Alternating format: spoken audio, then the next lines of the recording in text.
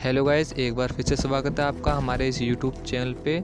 So guys, आज की video बहुत ही ज़्यादा इंटरेस्टिंग होने वाली है, क्योंकि दोस्तों आज की वीडियो में मैं आपको बताने वाला हूँ कि अगर परमाणु बम को किसी देश पे फेंक दिया जाए तो क्या हो सकता है, और साथ ही साथ हम ये भी जानेंगे कि परमाणु बम आकार में और वजन में कितना बड़ा हो सकता है और ये किस तरीके से प्रतिक्रिया करता है। ये सारी डिटेल दोस्तों आज मैं आपको इस वीडियो में बताने वाला हूँ। सो गाइस, वीडियो को पूरा देखिएगा और समझने की कोशिश कीजिएगा। सो गाइस, अब मैं वीडियो करता हूँ स्टार्ट। दोस्तों, परमाणु बम एक प्रकार का विस्फोटक हथियार है जो परमाणु विखंडन या संलयन के माध्यम से परमाणु प्रतिक्रिया का उपयोग करता है। मतलब ये कि परमाणु बम को दो तरीके से विस्फोट किया जाता है।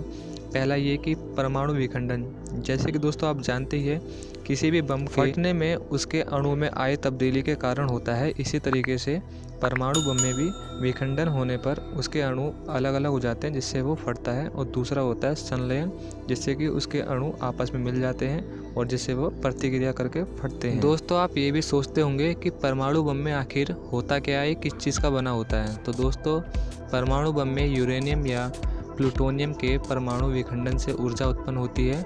इसके लिए परमाणु के केंद्रक में न्यूट्रॉन से चोट किया जाता है, जिससे बहुत बड़ी मात्रा में ऊर्जा उत्पन्न होती है। इस प्रक्रिया को नाभिकीय विखंडन भी कहते हैं। ये हम सब जानते हैं कि परमाणु बम इतना खतरनाक होता है कि अगर कहीं गिरा दिया जाए तो दशकों तक जनजीवन का निशान नहीं रहेगा और पेड़ पौधे भी उग नहीं पाएंगे। लेकिन दोस्तों, आप सबके मन में एक सवाल जरूर आता होगा, चाहे तो वो आपके दोस्तों के साथ में जब कोई बहस चल रही होती है परमाणु बम को लेके, या कभी भी अकेले में आपके दिमाग में ये सवाल आता होगा कि परमाणु बम आखिर कितना बड़ा होता है, और जब वो फटता है और फटने के बाद जो विनाश होता है वो किस कारण होता है, उसमें से निकली हुई आग से या फिर रेडिएशन से या फिर किसी और से। और दोस्तों, कई लोगों को तो ऐसा भी लगता है कि परमाणु बम काफ़ी छोटा होता है और उसका विनाश किसी बड़े देश को उड़ा सकता है, जैसे कि चाइना या पाकिस्तान देश को एक परमाणु उड़ा सकता है। ऐसी धारणाएं लोगों के बीच में है, जो कि दोस्तों पूरी तरीके से ठीक नहीं है। हाँ दोस्तों, एक बात बिल्कुल ठीक है कि परमाणु बम बहुत ज़्यादा घातक और विनाशकारी हो सकता है, क्योंकि एक परमाणु बम के फटने से करीब 1.5 से 2 किलोमीटर का एरिया एकदम खाक या राख हो सकता है। दोस्तों, वीडियो को पूरा देखिएगा, आपके जो भी डाउट है एटम बम को लेके वो क्लियर हो जाएंगे और आपको एटम बम के बारे में बेसिक डिटेल पूरी ठीक से समझ में आ जाएगी। तो इसलिए दोस्तों वीडियो को बिना स्किप किए पूरा देखिएगा। जैसे कि दोस्तों, अब मैं आपको बताऊंगा कि सबसे छोटा परमाणु बम कितना है, जो कि अमेरिका के पास है, और जिस परमाणु बम का वजन है करीब 50 पाउंड यानी कि 23 किलोग्राम। इस बम का नाम W54 है और इसके 4 वेरिएंट है, जिसमें से बाकी 3 है MK54, B54 और W72। इन चारों का वजन वेब आर्काइव के हवाले से 23 किलोग्राम के आसपास बताया जा रहा है, जो कि 15.5 इंच तक के सबसे छोटे परमाणु बम है। अब दोस्तों, इसके बाद आपके दिमाग में एक बात और आ रही होगी कि इसकी ताकत मालूम कैसे पड़ती है। ये बात दोस्तों सोचना लाजमी है, लेकिन मैं आपको बता दूं, जैसे कि हर माँ को अपना बच्चा सुंदर लगता है, हर देश को अपना बम ताकतवर लगता है। अब आप पूछेंगे कि ये तय कैसे होता है कि किस देश का बम ज़्यादा ताकतवर है। अब हमारे समझाने से तो आप समझ गए होंगे कि कोई आदमी तो बम के पास खड़े होकर देख नहीं सकता कि कौन सा वाला कितनी तेज़ से फट रहा है, लेकिन ज़्यादातर लोगों ने किसी न किसी रूप में TNT का धमाका देखा है। अरे वही जिसमें खदान फोड़ने के लिए एक टोपी वाला मजदूर साइकिल वाला हेडपम्प दबाता है और खूब ज़ोर से धमाका होता है, वही TNT ब्लास्ट है। कोई न्यूक्लियर बम कितना धमाकेदार था, इसे ऐसे नापते हैं कि कितने टन TNT फोड़ने पर ऐसा धमाका होगा। इसी को कहते हैं TNT इक्विवेलेंट। दोस्तों, द्वितीय विश्व युद्ध के दौरान अमेरिका ने सबसे पहले परमाणु बम का परीक्षण किया और उस बम को पहली बार जापान पे गिराया। अमेरिका ने जापान पर 2 एटम बम गिराए, जो कि हिरोशिमा पर गिराया बम सबसे छोटा वाला था, जो कि 15 किलो टन TNT था। माने जब वो फटा तो तब 15,000 टन TNT फटने के बराबर धमाका हुआ था। आपने यहाँ एक मालगाड़ी पूरी तरह TNT से लाद दी जाए तो उसमें 5,000 टन TNT आएगा। तो ये बम करीब 3 मालगाड़ी भरकर TNT फटने जितना ताकतवर था। खुद नागासाकी पर जो मोटा वाला बम गिराया गया था वो 21 किलो टन TNT के बराबर था। गाइस, द्वितीय विश्व युद्ध के दौरान बहुत सारे देशों में होड़ लगी थी, लेकिन सबसे पहले अमेरिका ने एटम बम को बनाया। युद्ध खत्म होने के बाद अमेरिका ने 1952 में रूस के मज़े लेने के लिए हाइड्रोजन बम का भी पहला सफल परीक्षण कर डाला। लेकिन दोस्तों, हाइड्रोजन बम के बारे में दोस्तों मैं आपको अपनी अगली वीडियो में बताऊंगा, लेकिन दोस्तों उसके लिए आपको हमारा चैनल सब्सक्राइब करना होगा।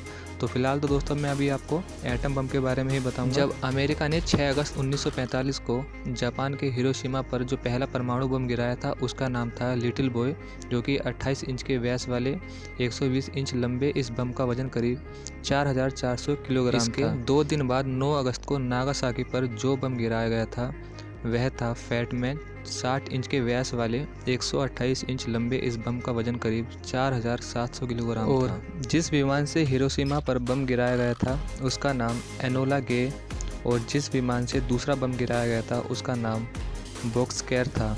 दोनों परमाणु बम जमीन से कुछ 100 फीट की ऊंचाई पर हवा में फटे थे। और साथ ही साथ दोस्तों बम जहाँ पे गिरा था वहाँ पे करीब 800 से 1500 मीटर का जो इलाका था वहाँ पे सब कुछ खाक हो गया था। और परमाणु वैज्ञानिकों की रिपोर्ट के अनुसार एयर ब्लास्ट 1 से करीब 3.5 किलोमीटर तक झटके महसूस किए गए थे और 10.5 किलोमीटर तक इसका रेडिएशन फैला था। इससे करीब 50 से लेकर 90% लोग प्रभावित हुए थे। वहीं एयर ब्लास्ट 2 से करीब 14.5 किलोमीटर तक पहली इमारतें ध्वस्त हो गई थी। और दोस्तों एयर ब्लास्ट का मतलब होता है कि किसी भी बम को हवा में फोड़ देना, जैसे कि परमाणु बम को फोड़ा गया था करीब ज़मीन से 100 फुट ऊंचाई में उसको फोड़ा गया था, जिससे और भी ज़्यादा तबाही मची थी। ऐसा कहा जाता है कि जब परमाणु बम को जापान के 2 शहरों में गिराया गया था तब परिणाम स्वरूप करीब 1.5 लाख से ज़्यादा लोग हिरोशिमा में और लगभग 74,000 नागासाकी में 1945 के अंत तक मारे गए थे। और हजारों लोग अभी भी विकिरण बीमारी से पीड़ित हैं, जिसको रेडिएशन कहते हैं। हिरोशिमा पे बम गिरने से करीब 15,000 टन TNT का विस्फोट होने के कारण काफ़ी प्रभाव पड़ा, जिसके परिणाम स्वरूप 70% इमारतों को नष्ट कर दिया गया था। जब विस्फोट हुआ था 500 मीटर के भीतर 90% लोग 3 सप्ताह में गंभीर जलन या विकिरण की उच्च खुराक से मर गए थे। हिरोशिमा विस्फोट के दौरान बम विस्फोट की साइट के पास तापमान करीब 3 लाख डिग्री सेल्सियस और लगभग 4000 डिग्री सेल्सियस जमीन के नीचे होने का अनुमान था, यानी कि यह तापमान स्टील को पिघलाने के लिए काफ़ी होता है। इस हमले में करीब 1005 किलोमीटर प्रति घंटे की रफ्तार से आंधी चली थी और 10 वर्ग किलोमीटर में गहरे गड्ढे बन गए थे और 500 मीटर तक 19 टन पर स्क्वायर इंच का प्रेशर क्रिएट हुआ था। यह किसी भी विशाल बिल्डिंग को हवा में उड़ाने के लिए काफ़ी था। और दोस्तों तबाही यहाँ तक नहीं रुकी थी। हिरोशिमा के परमाणु बम विस्फोट के 1 महीने बाद एक चक्रवात भी आया था, जिसके कारण शहर में लगभग 2000 लोगों की मौत हो गई थी। न्यू मैक्सिको में एक परमाणु बम संग्रहालय है। इसका मिशन परमाणु इतिहास और विज्ञान के लिए अमेरिका के संसाधन के रूप में कार्य करना है। संग्रहालय प्रतिवर्ष केवल 12 घंटे के लिए ही खुलता है। 1950 के दशक में लास वेगस को मिस परमाणु बम का ताज पहनाया गया था। जापान के राजा हिरोहितो ने नागासाकी परमाणु हमले के 6 दिन बाद अमेरिकी सेना के सामने आत्मसमर्पण कर दिया था।